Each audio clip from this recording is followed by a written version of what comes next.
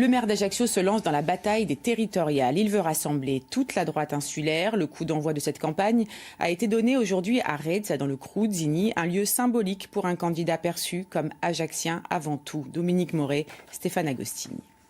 On ne peut pas, on ne doit pas, lorsqu'on préside aux destinées de la Corse, n'être que l'homme d'un seul camp, d'un seul clan.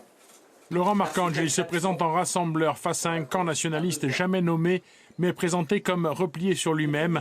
Si les électeurs le portent à la tête de l'exécutif, le maire d'Ajaccio entend réinstaurer notamment un dialogue entre la collectivité de Corse et l'État. Et la Corse, elle ne se construit pas à coups de bras de fer et à coups de dialogue de sourds. Elle se construit par le travail et par le dialogue avec celles et ceux qui concourent à son développement. Il faut arrêter de faire référence au passé, de ce qui n'a pas été fait jusqu'à présent dans les décennies précédentes. Il y a des dossiers urgents pour améliorer le quotidien des gens. Les chefs de groupe Valérie Bodz et Jean-Martin Mondolone y sont assis aux côtés des parlementaires actuels ou anciens, Jean-Jacques Ferrare, Jean-Jacques Panunzi, José Rossi et Camille de Roccazer. La droite se veut réunie, même si la Haute-Corse est peu représentée.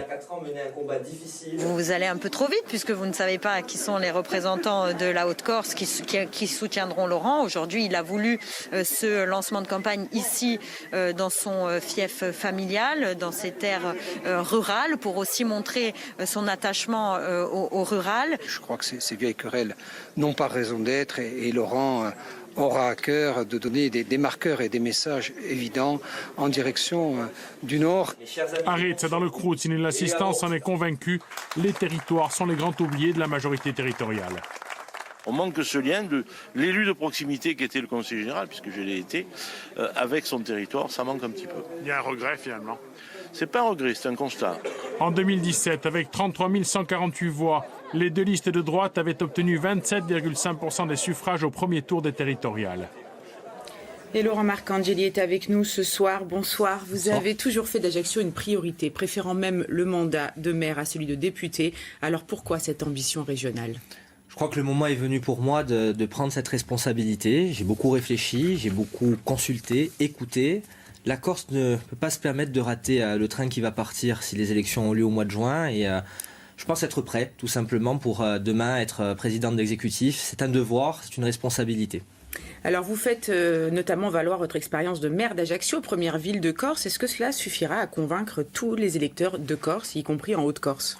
Je n'irai pas seul à cette élection. Je serai entouré de femmes et d'hommes qui rayonnent sur l'ensemble du territoire. Je voyais que la question était posée dans le reportage. Aujourd'hui, j'étais à Redz, chez moi, dans mon village. J'ai fait venir des figures qui comptent aujourd'hui à l'Assemblée de Corse, mais qui ont compté hier dans cette famille politique. Nous, on viendra où les Corses verront qui est avec moi et surtout en Haute-Corse aussi. Quelques pistes alors sur vos soutiens en Haute-Corse ? Déjà, Jean-Martin Mondolone était présent et il est, je le pense, quelqu'un qui est plutôt implanté en Haute-Corse qu'en Corse du Sud. Et puis par ailleurs, vous le savez, j'ai aussi des amis qui auront l'occasion, le moment venu, de s'afficher très clairement avec moi. Puis de toute manière, je commence cette campagne, nous allons aller à la rencontre des Corses où qu'ils soient. Alors vous souhaitez travailler de manière étroite avec les communes et les intercommunalités. Êtes-vous nostalgique des conseils départementaux ? Non, parce que la nostalgie, c'est pas un programme, c'est pas une politique. En revanche, j'essaye de voir ce qui ne marche pas aujourd'hui. Il y a un sentiment de délaissement, d'abandon de la part des territoires, notamment des territoires ruraux. Il y a une forme de nostalgie, effectivement, chez des maires, chez des représentants des communes du département. À nous de trouver les moyens de travailler autrement. J'ai deux propositions. La première sera de changer le mode de scrutin. Il faut territorialiser le mode de scrutin. La liste régionale, à mon avis, sacrifie les territoires. Et ensuite, il y aura aussi quelque chose à faire au niveau des coopérations entre la collectivité et les territoires sur un certain nombre de politiques. Des conventions doivent être passées et des moyens doivent être mis à disposition. Alors on l'a entendu, vous prenez le rapprochement avec le préfet et l'État. Vous considérez que la politique de l'État en Corse est une bonne politique ? C'est pas à moi de le dire. Moi, ce que je veux, c'est que la Corse avance. Et la Corse ne peut pas avancer en ne discutant pas avec ses partenaires naturels. Vous parliez tout à l'heure des territoires. L'État fait partie du jeu. On peut ne pas être d'accord avec l'État. On peut témoigner parfois son refus par rapport à un certain nombre de choses. Mais en revanche, autant le dire très clairement, le jeu de tiens mais répondre auquel on assiste depuis maintenant quelques années ne sert pas la Corse, ne sert pas les Corses. J'ai pas l'intention d'aller sur ce terrain-là. On vous approche du préfet Le Large. En tout cas, discuter de manière très très apaisée avec lui. Vous considérez que sa politique en Corse est une bonne politique ? Est-ce que vous considérez que le fait d'être dans un dialogue de sourds permanent soit une bonne chose ? Moi, je ne le pense pas. En tout cas, Moi, ce que je veux, c'est que les dossiers avancent, c'est que la Corse se porte bien. Et aujourd'hui, ce n'est pas le cas.